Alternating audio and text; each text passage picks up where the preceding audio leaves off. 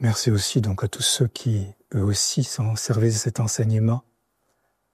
Merci à tous ceux qui ont organisé ce stage.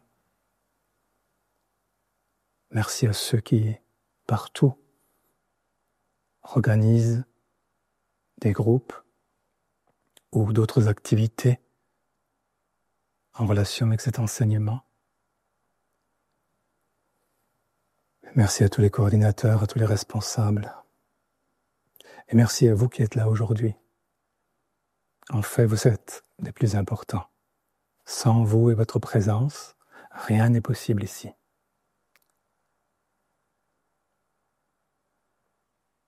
L'enseignement de la psychoanthropologie s'adresse à des hommes et à des femmes qui ont décidé d'avancer sur un chemin intérieur, sur un chemin spirituel, de chercher au-delà de leur personnalité, à entrer en résonance, ou à découvrir, ou à connaître leur essence. Les enseignements qui sont transmis sont de la part de la psychoanthropologie un cadeau à ses propres élèves, mais surtout un cadeau au monde extérieur, au public. Ceci en fonction d'une loi spirituelle extrêmement importante. Lorsqu'une école spirituelle, ce qu'on appelait autrefois une école de sagesse, ou bien une école des mystères, garde enfermée en son sein des connaissances de nature ésotérique ou spirituelle, un jour elle finit par s'autodétruire. C'est ce qui s'est passé par exemple pour les Esséniens il y a 2000 ans. C'est ce qui se passe actuellement et depuis quelques décennies pour le bouddhisme tantrique tibétain, avec les conséquences que vous connaissez pour le Tibet. Lorsque des connaissances sont gardées secrètes, et toutes les connaissances du monde dans les différentes écoles des mystères de la période pré- ou proto-historique étaient des lieux différents, mais dans lesquels toutes les connaissances pouvaient être recueillies. Donc il n'y avait pas besoin d'une influence d'une autre école, et il n'y avait pas besoin surtout des influences du monde extérieur. Évidemment, on ne peut pas survivre en se coupant d'une partie. Nous sommes tous une partie de l'univers. Et aucune partie ne peut vivre longtemps séparée. C'est ce qu'on appelle le principe de l'appartenance. Et effectivement, le fait de ne pas donner vers l'extérieur est une des causes de l'autodestruction. De ne pas donner ce qui est secret, en le mettant au niveau de ceux qui ne peuvent pas accéder au secret.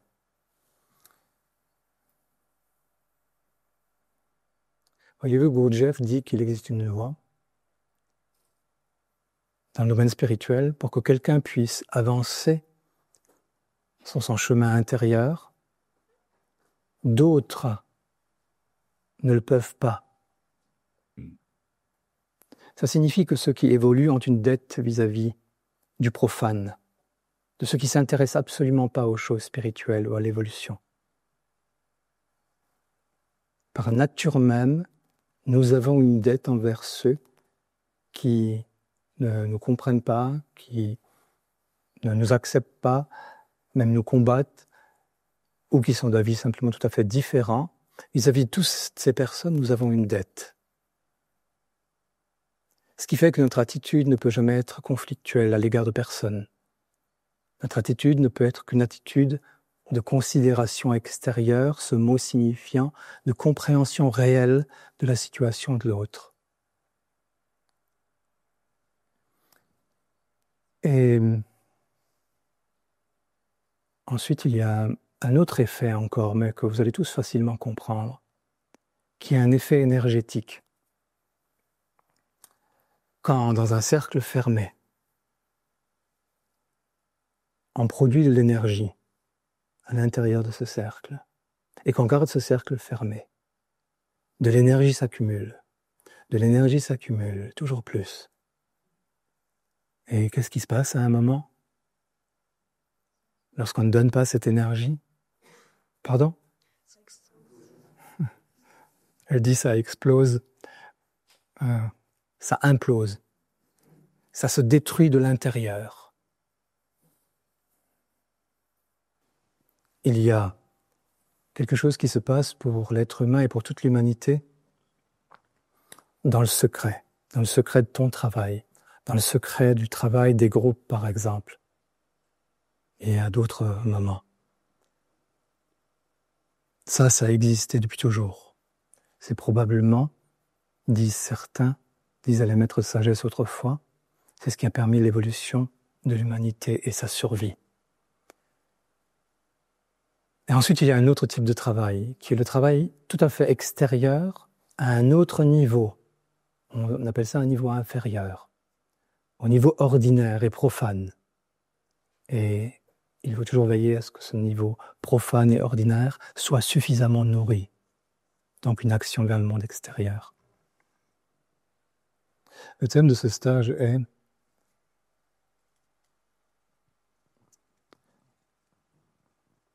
notre participation consciente à notre propre destin, à notre karma. Et l'application pratique de la loi de la triade dans notre vie. Cette vie, c'est votre projet. Cette vie n'est pas une vie liée au hasard. Avant de vous incarner, vous avez décidé de cette vie.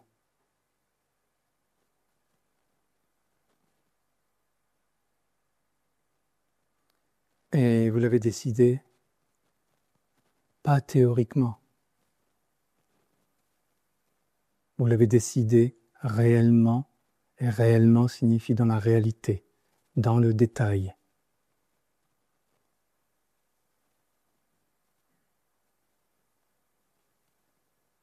Vous êtes ici, par exemple, mais on aurait pu prendre n'importe quelle autre situation dans votre vie. Vous êtes ici parce que vous l'avez décidé avant de naître. Pour ceux qui croient à la réincarnation, ou au karma tout simplement, ou au destin qu'un esprit porte en lui, qu'une essence porte en elle avant la naissance, c'est de ça qu'il s'agit. La décision de cette vie exactement comme elle va se dérouler. Votre vie, telle que vous l'avez menée jusqu'à aujourd'hui, et telle que vous allez continuer à la mener, c'est votre projet.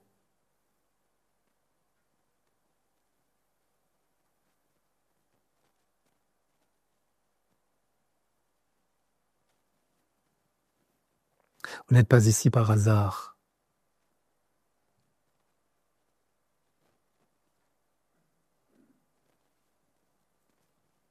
Mais pas un non-hasard superstitieux. Un non-hasard qui est le projet de votre vie.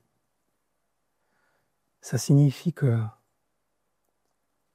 vous êtes la cause de votre vie.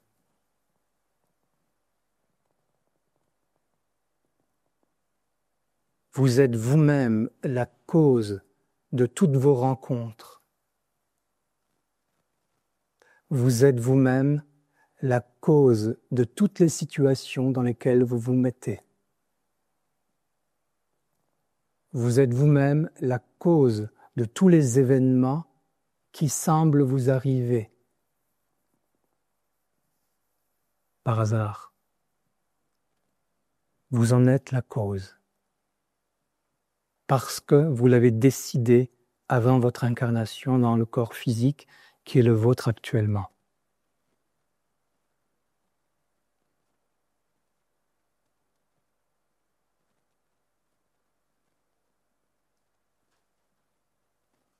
Vous ne rencontrez personne par hasard. Vous n'allez nulle part par hasard. vous ne vous mettez pas dans des situations agréables ou très désagréables par hasard. Vous les avez décidées. Tout à l'heure, je vous disais, le thème du stage va être le karma, ou comment nous pouvons participer consciemment à notre karma ou à notre destin. Ça voulait dire qu'en réalité, notre destin ou notre karma s'impose à nous de façon inconsciente. Et donc la vraie question, c'est comment non seulement vivre la vie consciemment, mais comment participer consciemment à la structuration de cette vie. Et comment participer consciemment à la qualité des situations, des événements ou des rencontres que nous faisons.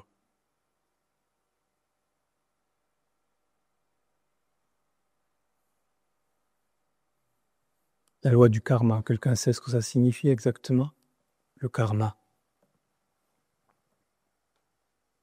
Le karma, c'est un mouvement dans l'évolution. C'est l'une des lois de l'évolution possible pour un être humain. Le karma est cette loi qui pousse toujours l'esprit vers une perfection manifestée plus grande, vers une perfection créatrice de plus en plus grande. Et pour ça, cet esprit ou cette essence est obligé parfois de compenser les ratés ou les actions non nobles ou les pensées ou les émotions cultivées, manifestées, qui ne sont pas de qualité noble, qui ne sont pas de la qualité de l'évolution. L'évolution est un processus d'amour et de création continuelle.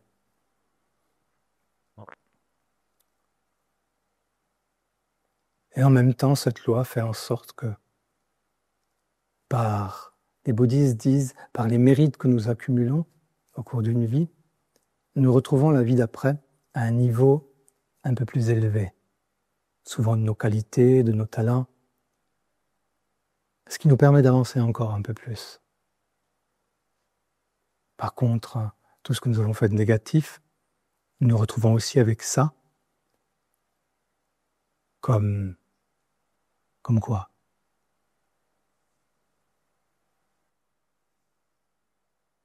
Si une chose nous pousse à l'évolution, l'autre, si les bonnes actions nous poussent à évoluer, nous aident à évoluer, la conséquence des mauvaises, Des freins.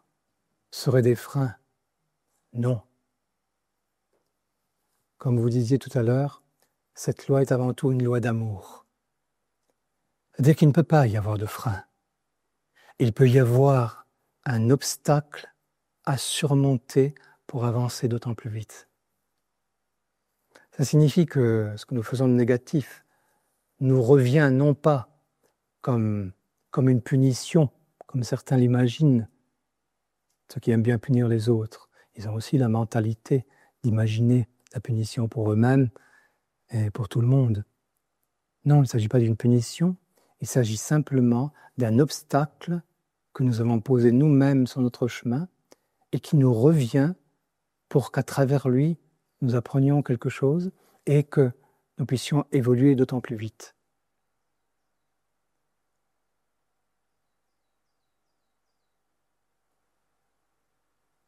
Qui est-ce qui a décidé d'évoluer très vite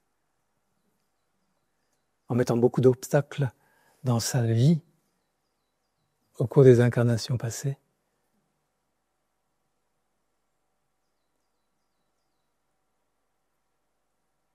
Parce que les êtres humains sont dans l'ignorance de toutes ces lois. Ils mettent beaucoup d'obstacles, mais malheureusement, ils ne les comprennent pas. Ils considèrent que les obstacles, sont des freins ou des empêchements.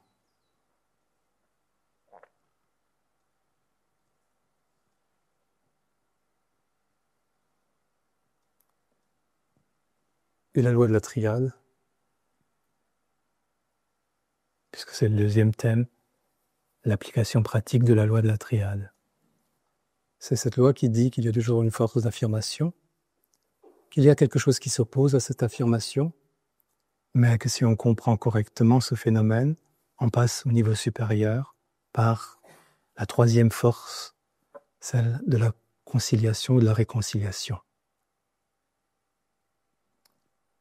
Tout à l'heure, nous avons parlé du karma. Le karma, c'est cette loi qui nous oblige à compenser ou à corriger quelque chose.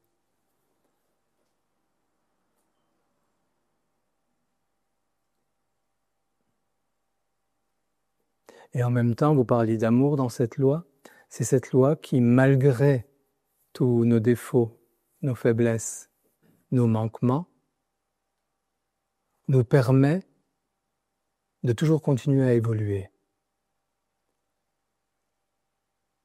Elle nous met dans une situation à la fois de compenser le passé, pour nous décharger d'un poids qui pèserait peut-être sur nous, pour nous alléger, c'est ça la compensation karmique.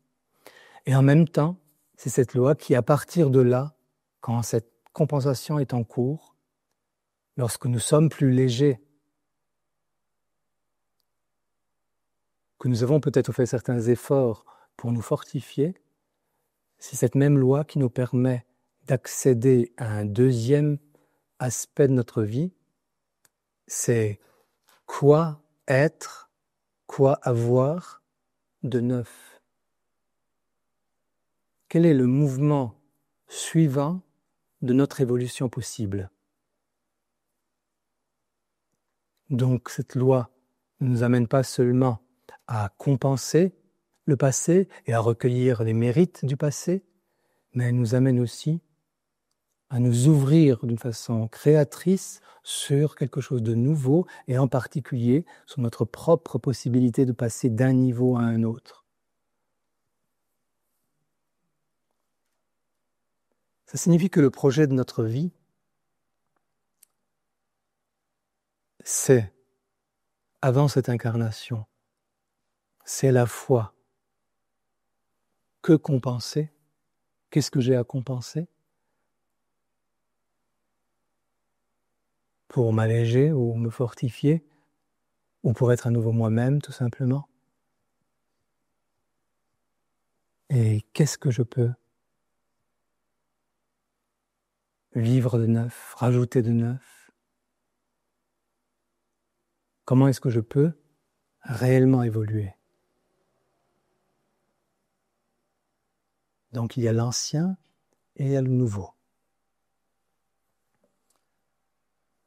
Compensation et évolution.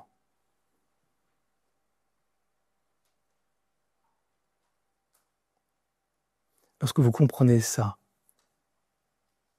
quelle est la question qui vous vient? Lorsque vous comprenez que votre vie, là, cette vie-ci, c'est votre projet.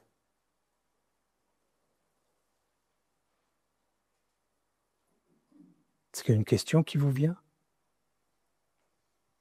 Qu'est-ce que je suis venu faire? Maintenant, je fais comme vous. Qu'est-ce que je suis venu faire sur cette galère?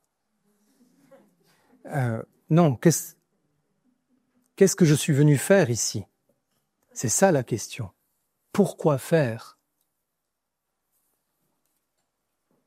Pour certains, ça ressemble à une galère, et d'autres, c'est un bateau de plaisance. Mais qu'est-ce que je suis venu faire? Et ce jeu, nécessairement, ça implique aussi le questionnement par rapport à ce, pas seulement faire, mais je. Qui c'est ce jeu qui doit faire? Qu'est-ce que je suis venu faire? Si j'en reste simplement à ma personnalité, si je crois en rien de plus élevé, si je ne crois pas en un esprit en moi, en une essence spirituelle en moi, en mon véritable être, c'est ça ce qu'on appelle l'essence. Si je n'y crois pas, évidemment, ma personnalité va faire à peu près n'importe quoi, ou va être balancée et voguer au gré des vents, selon les influences qu'on subit à droite, à gauche, en haut, en bas, partout. Mais si je connais ma personnalité, ses aspects positifs et ses aspects négatifs. Je ne connais pas encore qui je suis réellement. Qui est mon être réel? Si cet être existe, et normalement beaucoup de gens qui sont sur un chemin spirituel, c'est ça leur espèce de conviction profonde, pour certains très consciente et pour d'autres un peu plus vague et inconsciente. Donc, qu'est-ce que je suis venu faire? C'est aussi, qu'est-ce que je suis venu faire ici? Et il y a une question qui est liée à celle-là, mais qui je suis? Qui est ce je? Et si je suis dans un travail sur moi-même, j'ai découvert que ce je ne pouvait pas être ma personnalité. Là, il y a des jeux multiples, des moi multiples, et je sens en moi qu'il y a autre chose derrière ça. Ça, c'est la première question. Qu'est-ce que je suis venu faire?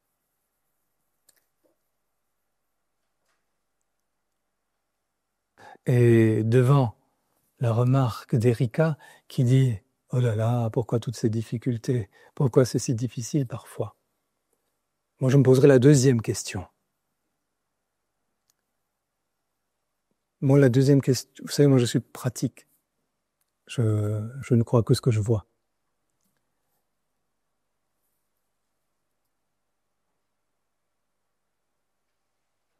Et la deuxième question que je me poserai, c'est quels moyens j'ai pour réaliser le projet de ma vie? Quels sont les moyens à ma disposition pour me confronter à cette vie difficile, à ces situations difficiles, pire, Erika, à tous ces gens difficiles? Quels sont mes moyens? C'est quoi les moyens? Dans les moyens, il y a nos dons, pour certains d'entre nous innés, et que nous pouvons évidemment améliorer ou développer encore, et d'autre part, les talents, sous toutes leurs formes, que nous développons. Beaucoup de choses, nous les laissons en friche, évidemment, mais c'est un autre problème. En tout cas, vous voyez, après la première question, qu'est-ce que je suis venu faire? Et pour ce faire, quels sont les moyens dont je dispose?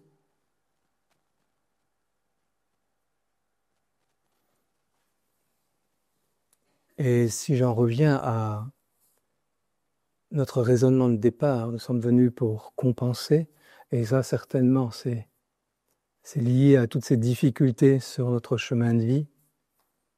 C'est là que nous savons quoi compenser, où il y a lieu de compenser. Nous avons dit aussi qu'il y a quelque chose de nouveau. Et ça, c'est la troisième question qui se pose. Quelle est pour moi la leçon que j'ai à vivre ou à apprendre ou à intégrer au cours de cette vie? Ça, c'est ce qui est neuf.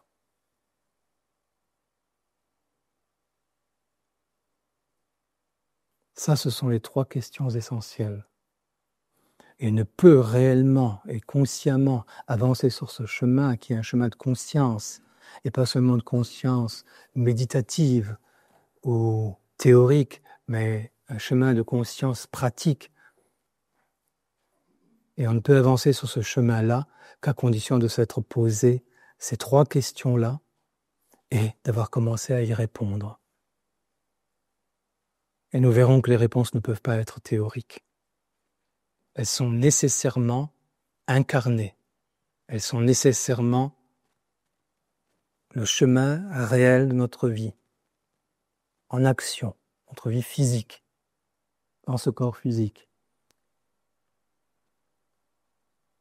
Les réalités de notre monde émotionnel, notre monde de la pensée, les réalités concrètes de notre monde relationnel, peut-être dans notre monde professionnel ou social. La réalité. Et les trois questions doivent trouver leur réponse là. alors quelqu'un peut devenir un créateur conscient de son karma, amenant une compensation beaucoup plus facile et beaucoup plus rapide, et en même temps étant lui-même encore au-delà du karma le moteur de sa propre évolution, comme un accélérateur de sa propre évolution. Le karma est quelque chose ou le destin est quelque chose qui s'est forgé avant la naissance. Et il s'impose à nous. C'est pour ça qu'on appelle le karma la loi des reins. Tout s'impose à nous. Et lorsque quelqu'un vise une forme d'éveil, de réalisation réelle de lui-même, de libération, il ne peut pas se contenter de vivre, même dans l'acceptation, ce karma et ce destin qui s'impose à lui. Il doit devenir l'ouvrier, l'artiste de sa propre vie, de son propre karma. Pas théoriquement. Moi, je vous raconte la théorie. Et nous parlerons de la pratique. Parlons de la loi de la triade aussi.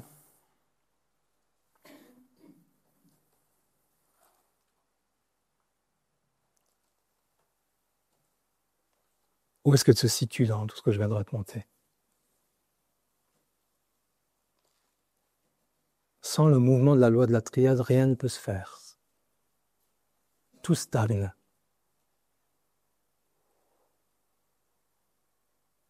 Quelqu'un a capté où elle se trouvait?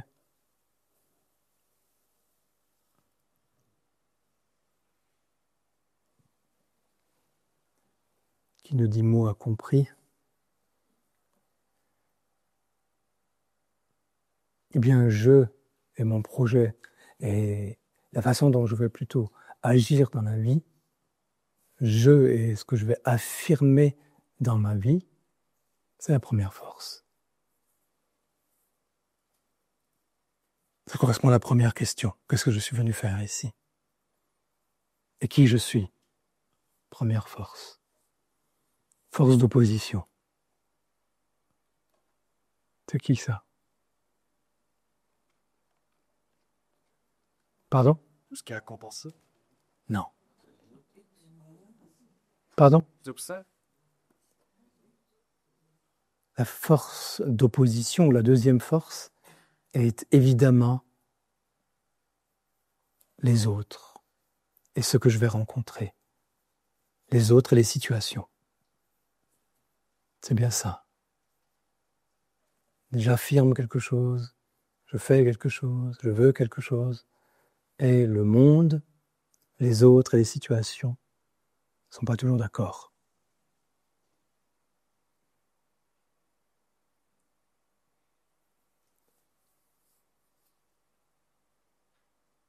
Et à condition d'arriver à concilier moi et ce que j'ai à faire, et le monde et les autres et les situations, je passe au niveau de la troisième force et de la conciliation, la condition de l'évolution, comme vous nous avez expliqué tout à l'heure. Que la condition de l'évolution, c'est le passage d'un niveau à un autre. Si je reste au niveau de moi et ce que j'ai à faire, rien de neuf, pas d'évolution possible. Même pas de compensation possible. Si je reste au niveau de ce qu'apportent les autres, le monde ou les situations, je suis uniquement dans la deuxième force, la force de négation. Là non plus, il n'y a aucune évolution possible. Et toute la difficulté pour quelqu'un, c'est d'arriver à faire en sorte que ce qu'il veut, lui, et ce que veut le monde, ce que lui amènent les situations, c'est d'arriver à les concilier. C'est-à-dire qu'on est obligé de se situer au-dessus, non seulement des situations, mais également de soi, pour pouvoir évoluer. Ça signifie qu'on est obligé de se situer, non pas au niveau de la personnalité qui veut quelque chose, qui fait quelque chose, qui attend quelque chose, ou qui se soumet aux autres, tout simplement, ou qui se bat simplement avec les autres et les situations, On est obligé de se quitter soi-même dans sa personnalité pour se relier à l'esprit en soi qui, lui, sait que tout ce qui vient de soi, c'est le karma intérieur en réalité. Et tout ce qui vient de l'extérieur et des autres, qui est le karma extérieur, qu'avant de m'incarner, j'ai décidé qu'il fallait que je concilie mon karma intérieur avec mes défauts, ma mécanique, ma machine qui fonctionne plus ou moins bien, mes défauts et mes qualités, karma intérieur et karma extérieur, les situations, les autres.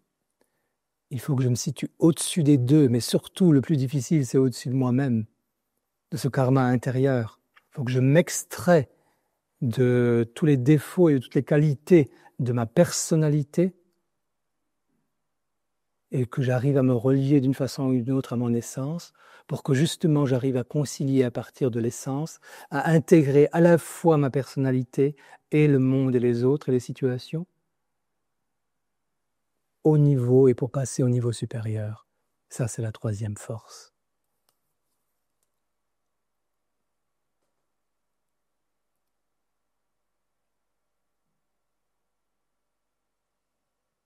Voilà le lien entre le karma, qui vous a fabriqué exactement comme vous êtes, physiquement, émotionnellement, intellectuellement.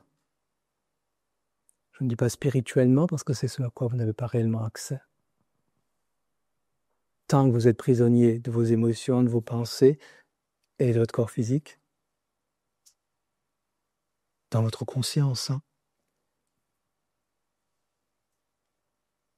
Karma intérieur,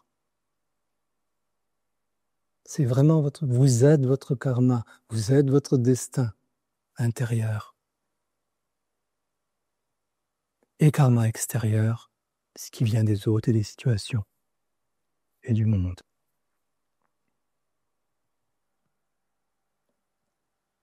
Tout dont je vous parle pendant ce stage, c'est ce qu'on appelait autrefois dans les écoles de sagesse le chemin des maîtres. Et dans la salutation des maîtres, à un moment, on prononce ces paroles-là, oui.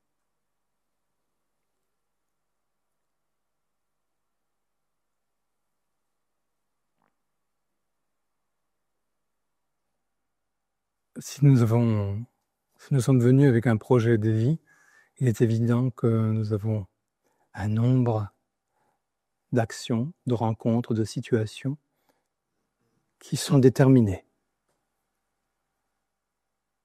Sauf si nous accélérons le processus karmique, si nous devenons un créateur karmique, si nous participons réellement à la construction de notre vie de façon consciente. Quelqu'un parle de façon agressive ou quand quelqu'un mène une action agressive à l'extérieur, et si vous sentez dans votre corps des tensions, ça signifie que vous entrez en résonance avec cette agressivité. C'est-à-dire que les parties en vous qui contiennent encore de l'agression, de la violence, se mettent à résonner à ça.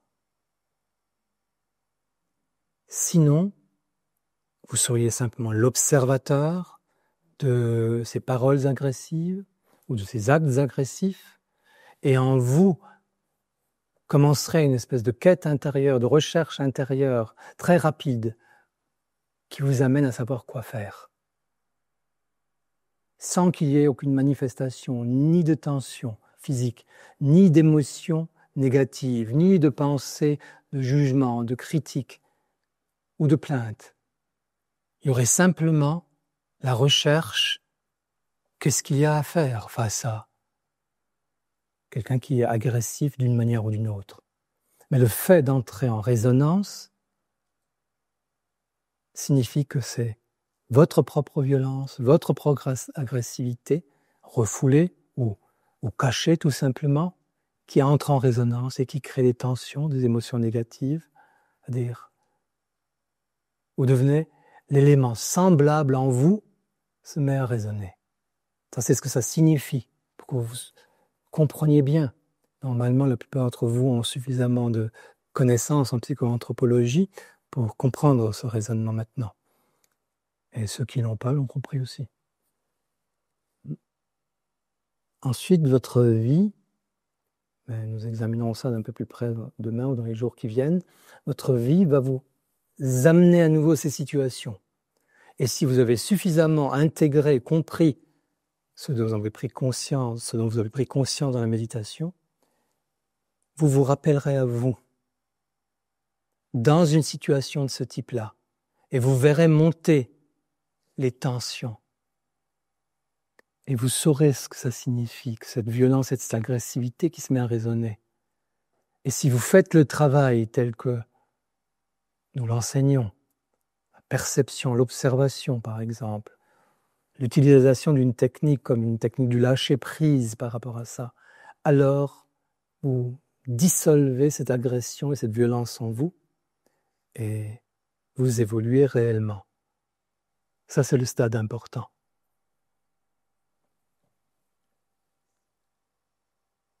Sinon, toutes les prises de conscience du monde ne servent à rien. Vous savez, la plupart du temps, les gens vont voir des psychologues, des psychothérapeutes, et font toutes sortes d'autres choses, et ils en ressortent souvent contents, ils ont pris conscience de quelque chose. Parfois, il semble que cette conscience soit profonde, qu'elle atteigne toutes les couches de la conscience, du corps et du mental, et que quelque chose soit réellement dissous. Mais c'est très rare. La plupart du temps, les gens retournent 10 fois, 100 fois, faire toutes sortes de prises de conscience à nouveau. Et quand vous regardez leur vie, ce sont les mêmes situations récurrentes qui reviennent. Parce qu'il y faut une pratique. Parce que le karma est vraiment une force très, très bizarre. À la fois cette force qui nous oblige à compenser, mais en même temps cette force d'amour. Et en même temps une force qui a le sens de l'humour.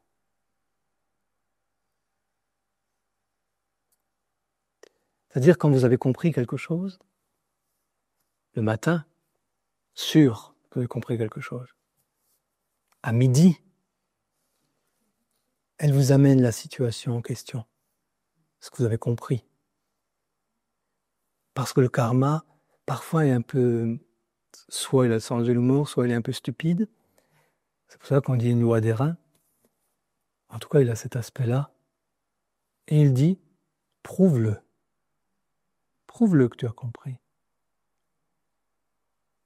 Et lorsque il voit que vous avez compris, il se retire.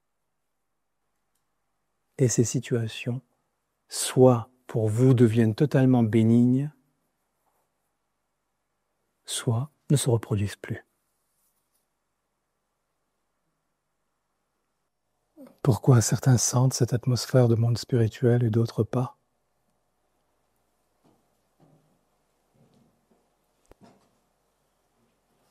Parce que certains, ceux qui la ressentent, en ont posé l'intention.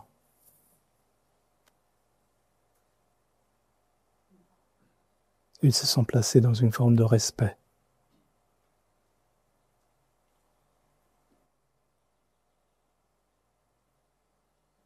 Le respect et l'intention posée créent cet espace en soi qui nous connecte avec cet autre monde qui existe en nous comme il existe à l'extérieur de nous.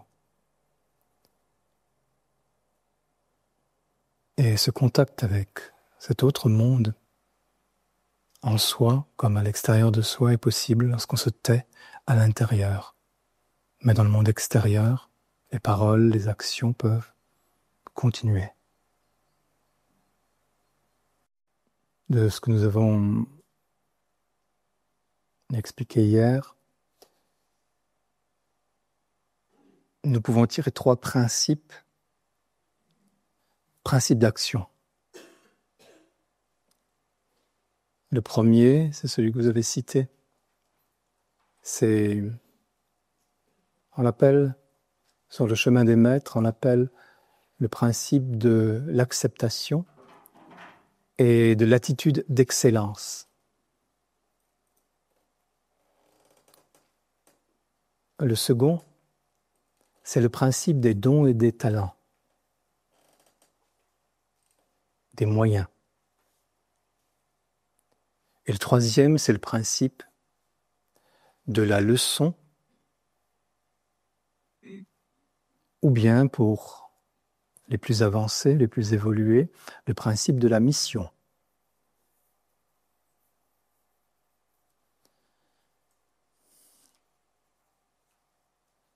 Le principe d'acceptation et d'attitude d'excellence. Pourquoi accepter? Pourquoi accepter? Pourquoi être dans l'acceptation de ce qui est, des situations dans lesquelles nous sommes, de la vie que nous avons, des situations dans lesquelles nous sommes, des rencontres que nous faisons, des personnes agréables ou désagréables que nous rencontrons? Pourquoi accepter?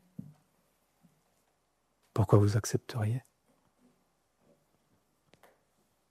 Vous voyez, il y a beaucoup de réponses faciles.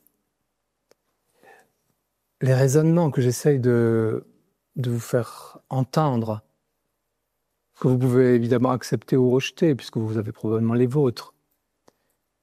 Mais ceux que j'essaye de vous faire entendre sont les raisonnements des maîtres de sagesse. Il s'agit d'une pensée, si vous arrivez à la capter, qui vient de ce monde spirituel, qui n'est pas la pensée ordinaire, mais qu'on peut appliquer à la pensée et à la vie ordinaire. C'est comment passer de la vie ordinaire à une vie spirituelle réelle, pas en rêve. Une vie réelle et qui corresponde à l'incarnation de cet esprit que je suis.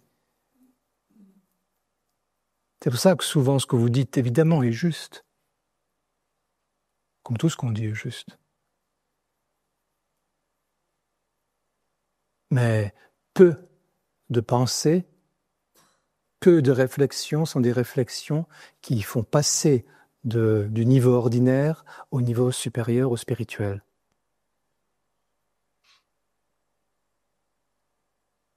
Pourquoi accepter? Parce que je l'ai décidé. J'ai décidé cette vie, j'ai décidé ces situations, j'ai décidé ces événements, j'ai décidé ces rencontres. Une fois qu'on comprend ça, qu'on intègre ça ou qu'on entre en résonance avec ça, qu'on le sait, ça devient une stupidité que d'être dans le refus, la non-acceptation.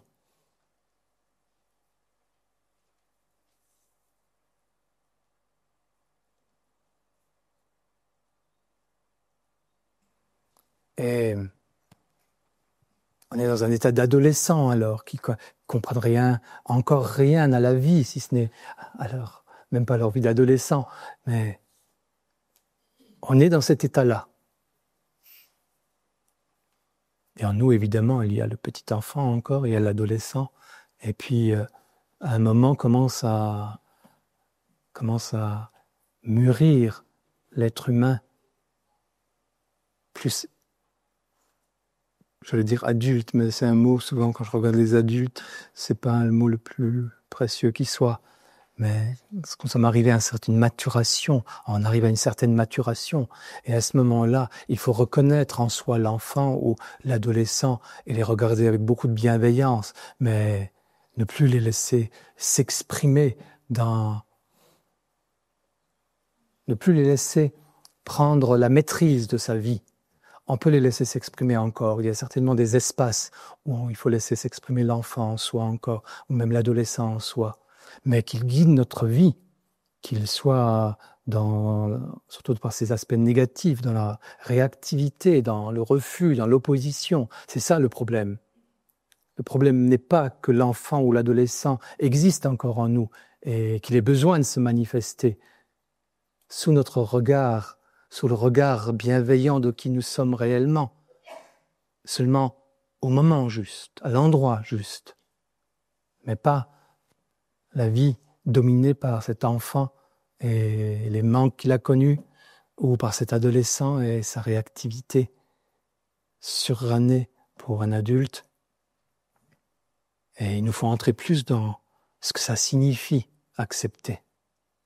Mais au moins que nous comprenions déjà la nature profonde de l'acceptation. Elle est simplement la conséquence d'une décision de vie, de ce projet de vie que nous avons prise. que chacun a prises. Oui. Accepter, c'est quoi? C'est d'abord être face à ce qui est. C'est être en contact avec ce présent. Ce qui est là, ici et maintenant. Et après ce qui est là, ici et maintenant, il y aura le pas suivant. C'est bien ça qu'il s'agit d'accepter. Si vous avez l'amour tout de suite, tant mieux pour vous. Mais je ne suis pas sûr qu'il soit là tout de suite. Parce que l'acceptation est d'abord une décision volontaire. C'est l'acceptation, décision volontaire, est le résultat d'une réflexion et d'une compréhension préalable. La compréhension de ce dont nous parlons actuellement. Et après, on prend la décision, dans le présent.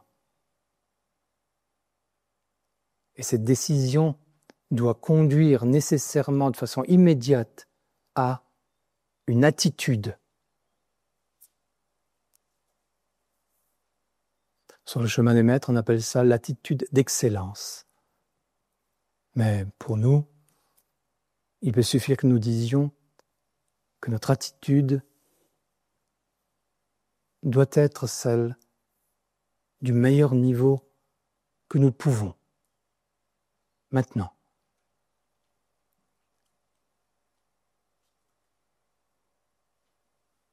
À condition que notre vie, évidemment, soit déjà basée sur les qualités nobles. L'attitude d'excellence, c'est cette attitude où, parce que nous avons compris quelque chose, parce que, au niveau du cœur, même si nous n'avons pas l'amour, nous avons reconnu la valeur de ce que nous avons compris. Nous avons valorisé. C'est un mouvement du centre émotionnel. Après que le centre intellectuel est compris, il y a ce mouvement du centre émotionnel qui peut être l'amour, qui facilite tout.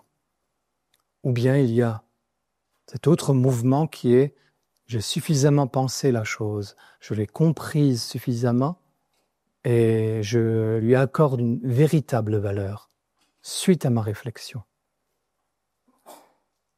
Alors je peux agir d'une façon qui est une façon noble, qui est une façon respectueuse, et qui devient par là même, parce que les trois centres agissent ensemble, le centre intellectuel, le centre émotionnel et ce centre physique, parce que les trois centres sont en accord, mon action devient d'autant plus efficace. Donc je ne perds pas de l'efficacité, au contraire, mon efficacité devient d'autant plus grande parce que j'ai réussi à faire ce que Gurdjieff appelle l'harmonisation des trois centres. J'arrive à les faire fonctionner, et peu importe à quel niveau je suis, peu évolué, très évolué, j'arrive à faire fonctionner mes trois centres ensemble. Et ça donne une action juste, ça donne une action qui est efficace.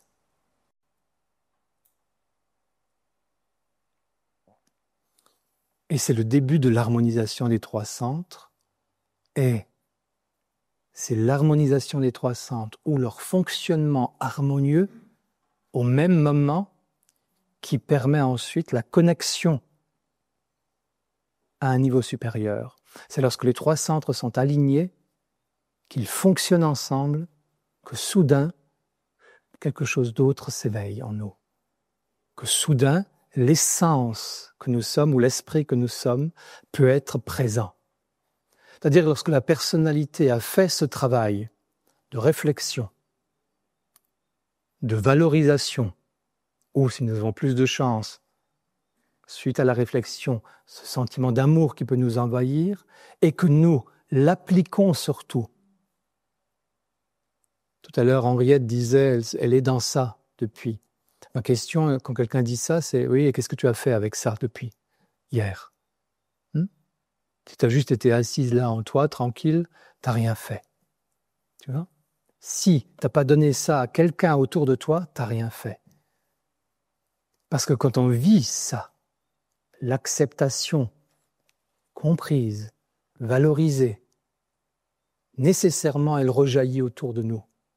Elle émane de nous. Et on intègre les autres dans ça. Peu importe son tempérament ou son caractère, plus ouvert ou plus fermé, ça chacun est différent. Mais en réalité, les autres, quand ils te rencontrent, ils entrent dans ce champ d'énergie qu'il y a autour de toi, qui est le champ de l'acceptation. Et la tête que vous faites, c'est pas le cas. Vous voyez, votre tête est tendue, vous êtes crispé, trop fermé. Maintenant, il faut que vous respiriez un peu. Vous êtes professeur de yoga, je ne vais pas vous apprendre à respirer. Oui. C'est évident que partout où vous ne vous acceptez pas, vous allez rencontrer d'autres dans la vie que vous allez rejeter. Parce qu'ils correspondent à cet espace de non-acceptation en vous.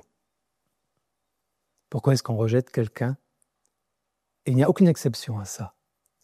Si vous rejetez quelqu'un, quel qu'il soit, c'est qu'il y a une partie de vous qui est laissée en friche, qui est rejetée aussi. C'est toujours comme ça. Et vous pouvez commencer à le chercher si vous voulez. Vous pouvez regarder les gens que vous n'aimez pas ou vous rejetez, ou les situations. Et si ensuite vous arrivez à faire entrer ça en vous, à travers la méditation, à travers une technique psychologique ou énergétique, eh bien vous allez entrer en contact avec ce que vous rejetez en vous. Et ce sera le début de la possibilité de l'intégrer. Amine, dans ma mémoire, je vois comme un homme croyant. Oui. C'est juste ça ? Oui. Oui, c'est comme ça que vous êtes présenté en tout cas. À votre avis, pourquoi votre Dieu a mis ces gens là où ils sont et comme ils sont ? Pour que vous les rejetiez si lui les accepte ?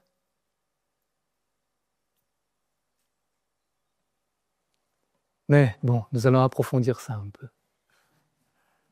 Vous voyez, l'attitude d'excellence, c'est donc être au milieu de ces trois centres dans toute situation. Face à quelqu'un qui nous déplaît, ou qui a des attitudes déplaisantes. Oui, la question d'Amide était tout à fait différente de ce qu'elle paraît. Elle n'est pas allée assez loin dans la réflexion. Lorsque vous êtes à un bon niveau de vous-même, dans cet état d'acceptation, c'est-à-dire de fonctionnement intellectuel, émotionnel et prêt physiquement, présent physiquement, personne ne sait ce que va vous souffler votre essence dans une situation ou une autre.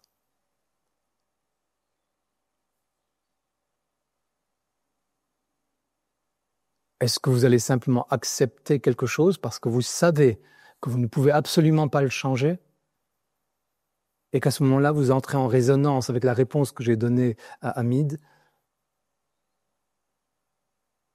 Si Dieu ou des forces, si vous croyez en Dieu, ou des forces supérieures ont mis tout ça en place de cette façon, et si vous l'avez décidé avant votre naissance, c'est que c'est juste comme ça. Hubert dirait que c'est parfait.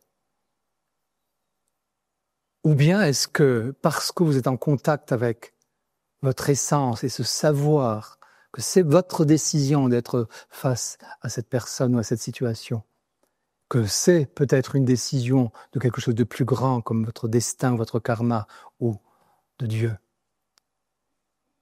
Est-ce qu'à ce moment-là, peut-être ça ou cette essence va vous souffler que peut-être qu'il faut dire à quelqu'un « Maintenant tu quittes cette salle parce que tu fais trop de bruit alors qu'on est dans une salle silencieuse ».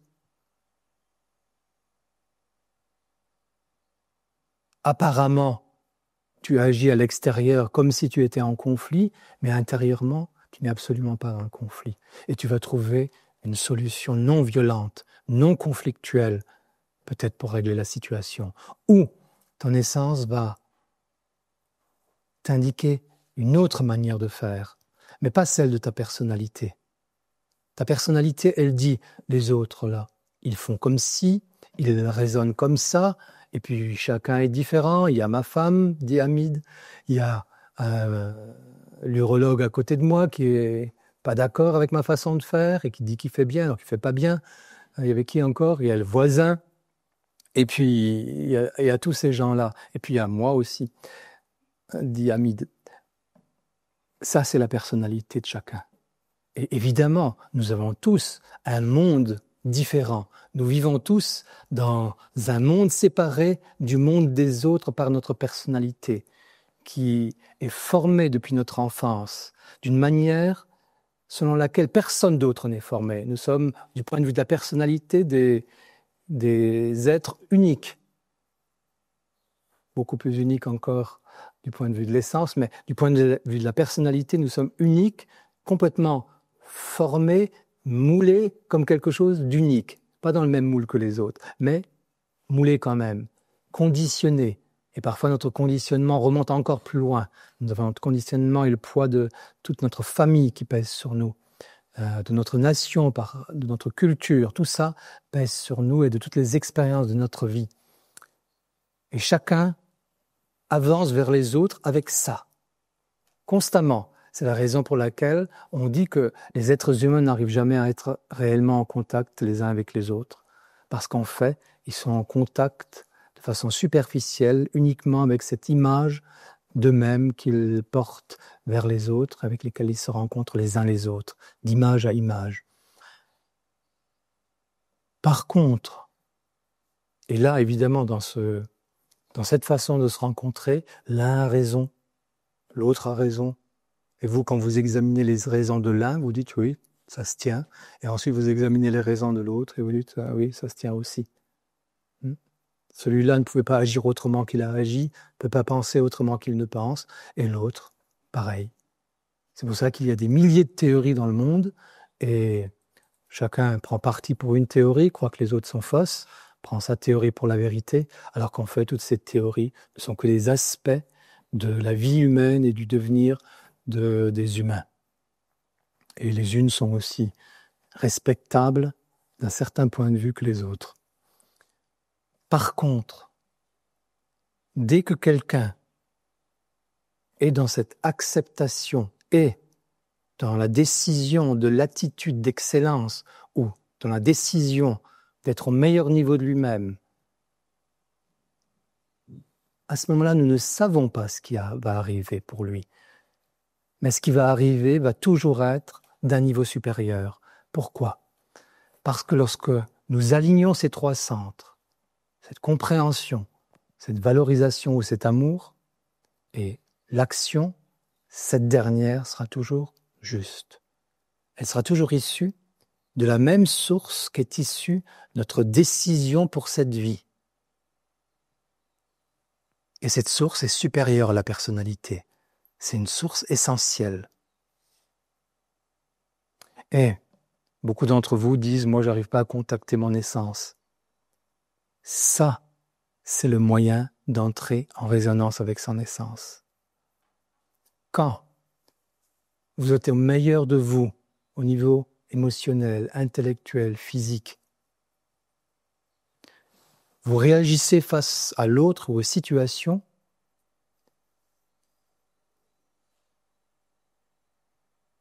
d'une manière qui liquide le karma, la dette de cette situation. Que font la plupart des gens ? Face à une situation ou à une personne, ils réagissent avec leur personnalité ou leur fausse personnalité. Et cette réaction produit toujours un nouveau karma, produit de nouvelles conséquences karmiques, souvent négatives. Rien de neuf ne peut venir. Celui qui réagit à partir d'une attitude noble, qui est pensée, qui est valorisée, celui-là liquide le karma de ce moment, de cette situation qu'il a décidée avant son incarnation. Et cette situation karmique étant liquidée, un espace nouveau s'installe et de nouvelles opportunités commencent à émerger. Et ça, c'est la réponse à Hamid aussi. parce que tu agis de cette façon-là face à l'autre, de nouvelles opportunités. Ce que j'ai appelé tout à l'heure, je ne sais pas ce qui va arriver quand on est comme ça. La plupart du temps, ça va être surprenant pour soi-même. Et la plupart du temps, pour les autres, ça va être un moment où ils vont se sentir compris, inclus, et un moment souvent où ils vont avoir l'impression que soudain, quelqu'un leur donne un espace pour être moins cons qu'ils ne sont, pour être moins négatifs qu'ils ne sont. Pour la première fois, peut-être dans leur vie, ils vont ressentir qu'ils n'ont plus besoin d'être dans cette fausse personnalité lorsqu'il s'agit de choses négatives, comme ce dont parlait Hamid. Un espace de liberté pour eux, parce qu'en face, il n'y a pas quelqu'un qui essaye d'imposer son monde ou de confronter son monde au leur. Vous avez créé un monde spirituel. Vous n'avez pas amené vos pensées et vos idées. Vous n'avez pas amené votre réactivité émotionnelle. Vous n'avez pas imposé votre volonté physique. Vous avez créé un espace spirituel dans lequel l'autre va entrer naturellement, sans même le savoir, mais il sentira qu'il se passe là autre chose. Et en lui, aussi, autre chose pourra réagir. Plus la personnalité, aussi quelque chose qui vient de son essence. Parfois, ça ne marche pas la première fois. Mais si vous commencez à voir ces attitudes d'acceptation de ce qui est là devant vous, face à vous, et ensuite que vous essayez d'être au meilleur niveau de vous-même, eh bien vous créez cet espace. Et avec la répétition de votre état à ces moments-là, dans ces situations-là, vous créez un espace pour l'autre. Mais tant que vous êtes préoccupé par votre bien-être seulement, tant que vous êtes préoccupé par avoir raison vous, tant que vous êtes préoccupé par vos peurs, tant que vous êtes préoccupé uniquement par votre égocentrisme, à ce moment-là, vous ne pouvez pas faire ça. Il ne peut rien se passer de l'extérieur, si ce n'est des choses banales.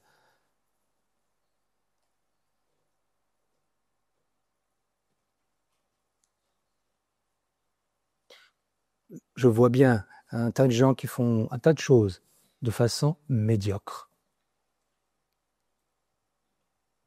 Moi, quand ça m'arrive, je pourrais me donner des claques. Ça m'arrive parce que quand je suis fatigué, je ne suis pas à un bon niveau. Et je me dis, tu ferais mieux de rester couché, de rien faire, d'attendre que tu sois à nouveau à un bon niveau. Eh bien, vivre d'une façon médiocre comme ça, et il y en a beaucoup de gens, vivent constamment de façon médiocre, ils font tout de façon médiocre, jamais au meilleur niveau de leur présence ou de leur pensée, jamais à un bon niveau de leur valorisation, de leurs émotions, et jamais évidemment au niveau de leur pratique. Cette médiocrité-là empêche d'accéder au supérieur. Ça permet d'y rêver beaucoup, parce que le fait de continuer à être dans la médiocrité laisse beaucoup d'énergie disponible.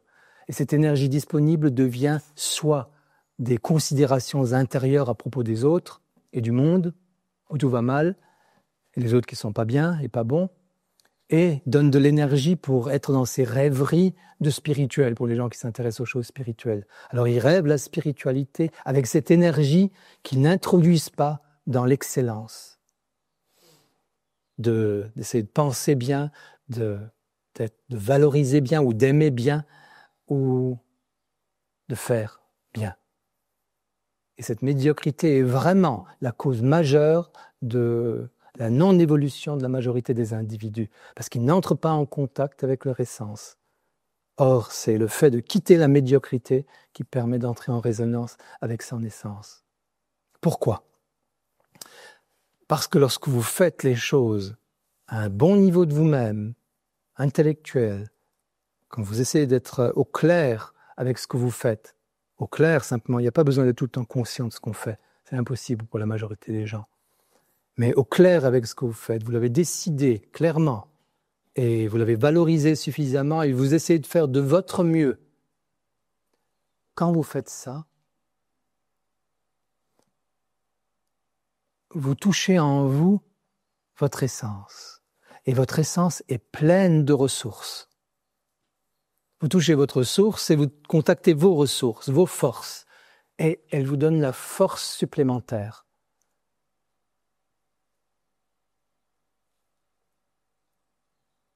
Il est important de comprendre ça. Évidemment, la plupart des gens restent médiocres. Pourquoi ?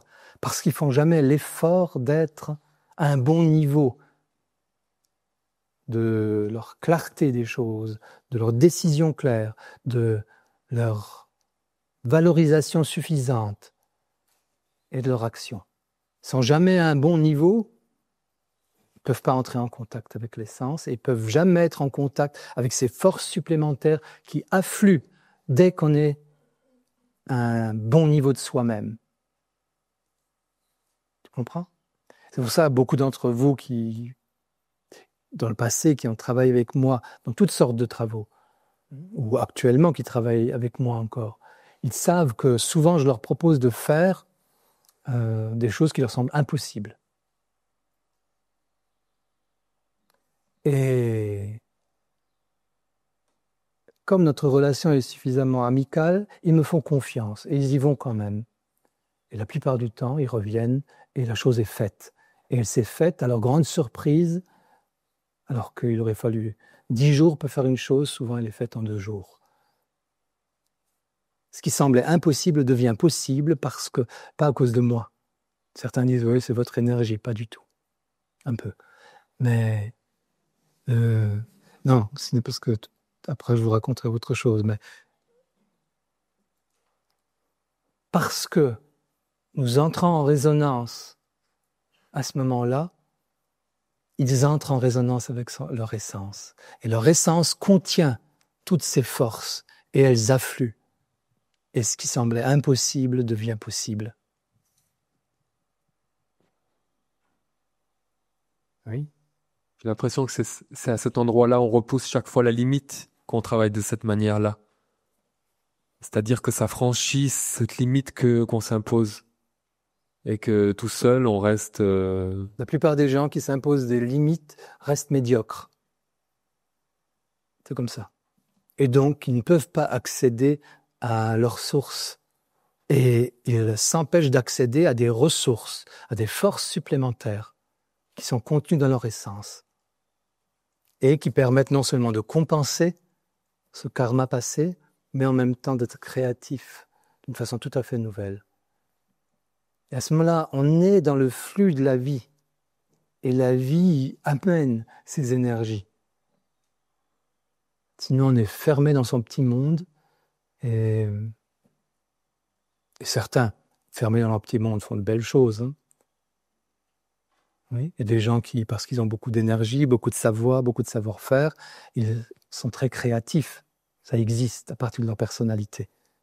Mais le but d'un chemin intérieur ou d'un chemin spirituel, c'est cette réalisation de qui on est réellement, de cette essence, de son esprit. Non, accepte et agis. Et tu es toujours capable d'agir à un meilleur niveau. Évidemment, demander le meilleur niveau, c'est tout à fait illusoire.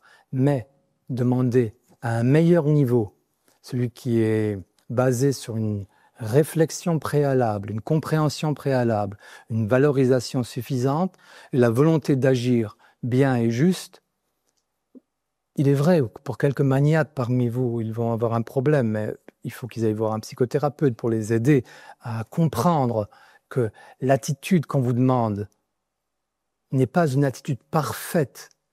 Le monde de Uber est parfait. Oui. Et nous savons que le monde est parfait, comme il est d'un certain point de vue. Mais l'attitude dont je parle, c'est une attitude juste. Simplement l'attitude juste. Et que j'ai définie dans tout ce que j'ai dit ce matin. Ça suffira. Et cette attitude juste permet une évolution et une amélioration de cette attitude avec le temps encore. Bien qu'à un moment, une attitude juste, qui n'est pas parfaite, se suffit largement à elle-même. Ce que je vous propose donc, c'est essayez de rencontrer les autres, les situations, avec cette attitude-là. Vous savez que ce sont des situations que vous avez décidées. L'important, c'est de le redécider consciemment. Vous savez, vous avez décidé les choses, et les situations et les rencontres avant votre naissance. Donc, elles résonnent dans votre inconscient. Elles sont présentes dans votre essence. Mais il est évident que votre personnalité, pour l'instant, elle n'est pas en contact réel, en contact conscient. Mais vous pouvez décider de rencontrer toute personne aujourd'hui et toute situation. Vous pouvez décider de les rencontrer comme si vous les aviez décidés, consciemment. Vous pouvez faire passer quelque chose qui habite votre inconscient et votre essence au niveau de votre conscient et de votre personnalité. Vous pouvez le décider, d'avoir ce regard qui regarde réellement l'autre. Quand vous croisez quelqu'un, vous le regardez dans les yeux. Oui, vous entrez en contact, vous lui souriez, c'est-à-dire que vous faites ce cadeau gratuit qu'on peut faire à tout le monde. Il faudrait éviter de croiser quelqu'un sans le regarder et sans oublier, et en n'oubliant pas de lui sourire. Donc, on essaie d'appliquer ça si vous voulez, sauf ceux qui sont contrephobiques, ne le faites pas. Si ça heurte trop votre état adolescent, gardez ça jusqu'à ce que vous puissiez le dépasser. Je pense que c'est important que vous sentiez aussi cette liberté-là. Si vous ne voulez pas regarder quelqu'un dans les yeux, ne le regardez pas. Si vous ne voulez pas sourire, ne souriez pas. On a le droit de rester con. Et si on a con, dans mon esprit, c'est rester enfermé en soi, dans cet égocentrisme. Mais le chemin spirituel, c'est pas ça. Mais il admet ça chez l'autre. Donc, il est très inintéressant que quelqu'un se plaigne un jour, quelqu'un d'autre est passé à côté de moi sans me regarder, sans me sourire. Comprenez? Laissez cet espace de manque de présence, de manque d'évolution, de manque de volonté aux autres. Ils ont leur chemin et il peut être différent du vôtre. Donc acceptez ceux qui sont enfermés, sont peut-être confrontés actuellement à une difficulté, peut-être. Mais bon, nous sommes ici pendant 4-5 jours pour laisser derrière nous un peu notre vie ordinaire. Et nous pouvons essayer de vivre à ce meilleur niveau de nous-mêmes. Et ça passe à travers la décision d'attitude, d'actes bien précis. Comme par exemple, ce qui est si simple, de regarder quelqu'un, de lui sourire lorsqu'on le rencontre, qui que ce soit. On peut même faire un clin d'œil. Et ensuite, ces autres rencontres, être au meilleur niveau de ce que vous serez en train de faire, quelle que soit votre activité, jusqu'à ce que nous revoyions cet après-midi.